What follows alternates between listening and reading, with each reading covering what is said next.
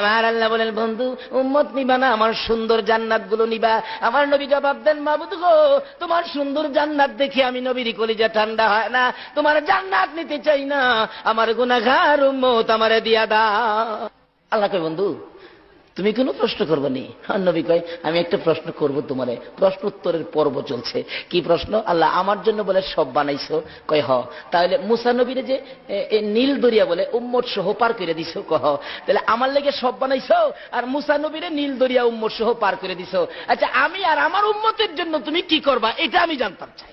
আল্লাহ কয়, বন্ধু এই প্রশ্ন যে তুমি করবা এটা আমি আগেই জানি। বন্ধু জবাব নিয়ে যাও। মুসা নবীকে উম্মত সহ নীল দরিয়া পার করেছি, তুমি আর তোমার উম্মতের কি করব? বন্ধু গো, মুসাকে নীল দরিয়া উম্মত সহ, তুমি আর তোমার উম্মতের দুনিয়ার কোন দরিয়া নয়, কথা দিলাম তুমি আর তোমার উম্মতের আমি ফুল সিরাতের ফুল পার করে দিব। আমি এই নবীরে আমি একদিন একটা প্রশ্ন করব। মুসার এবার প্রশ্ন করবেন জিবরাইল, মনে মনে রাখলেন। প্রশ্নটা আদায় করলেন কোন দিন? যেদিন উহুদের জমিন কায়েম হয়েছিল। আমার নবীকে যেদিন দুইখান দান দান মুবারক ভেঙ্গি দিল, নবীজি মুখের মধ্যে হাত লাগাইয়া ডাক মারছেন, সাহাবীরা রে কে কোথায় আছো? আমি নবীর দুইখান দান দান মুবারক শহীদ হয়ে গেছে। আবার আঘাত করলে মাথার লোহার টুপি ভেঙ্গে টুকরা হইয়া মাথার ভিতরে ঢুকে গেলে মাথায় হাতটা লাগাইয়া ডাক মারছে, সাহাবীরা রে আমার মাথাও ভেঙ্গে গেছে। এই বলে আমার নবী মাথা চক্কর মেরে জমিনে পড়ে গেছে।